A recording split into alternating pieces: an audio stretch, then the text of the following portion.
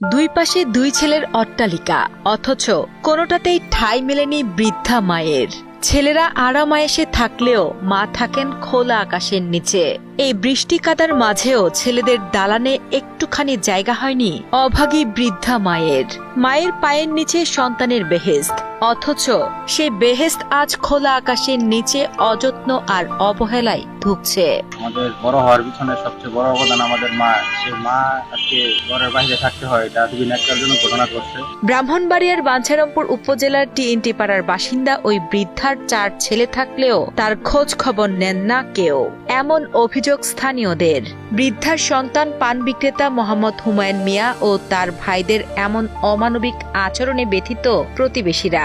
তাদের দাবি, 4 ছেলের মধ্যে 2 জনের পৃথক পাকা বাড়ি থাকলেও কোনো বাড়িতেই বৃদ্ধার স্থায়ীভাবে থাকার ব্যবস্থা হয়নি। ফলে দীর্ঘদিন ধরে খোলা জায়গায় অত্যন্ত কষ্টকর পরিবেশে দিন কাটছে তার।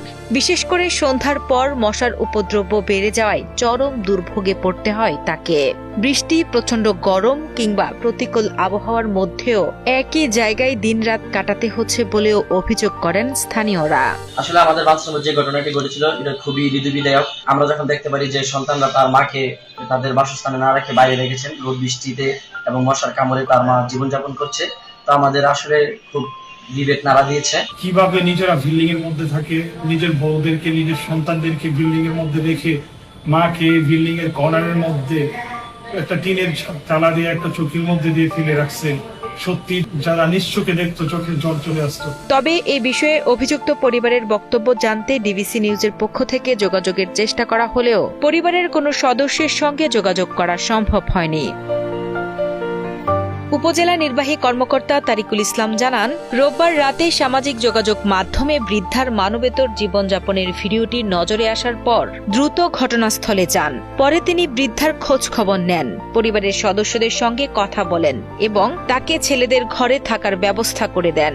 ভবিষ্যতে যাতে এমন পরিস্থিতির পুনরাবৃত্তি না ঘটে সে বিষয়েও পরিবারের সদস্যদের সতর্ক করেছেন বলেও জানান এই কর্মকর্তা। একজন বৃদ্ধা মা একটি দালানের পাশের ছোট একটা খুপড়িতে শুয়েছিলেন। চারিদিকে আগাছায় পরিপূর্ণ ছিল। আসলে এই চৌকি যেখানে তিনি বসবাস করছিলেন সেটা কোনো মতেই বসবাসের যোগ্য ছিল না। তৎক্ষণাৎ পরিবারের অন্যান্য সদস্যদের সাথে কথা বলি, তাদেরকে দীর্ঘক্ষণ বোঝানোর পরে তারা কনভিন্স হয়। এরপর তার মাকে তার ঘরের একটি রুমে তুলে দেওয়ার ব্যবস্থা করি। উপজেলা প্রশাসনের পক্ষ থেকে তাৎক্ষণিকভাবে 10,000 টাকা এবং কিছু শুকনা খাবার বৃদ্ধার জন্য দান করি। আমিও তাদেরকে সতর্ক করি, যদি ভবিষ্যতে এই ধরনের কাজ করে সেক্ষেত্রে তাদের বিরুদ্ধে আইন অনুযায়ী যথাযথ ব্যবস্থা নেওয়া হবে।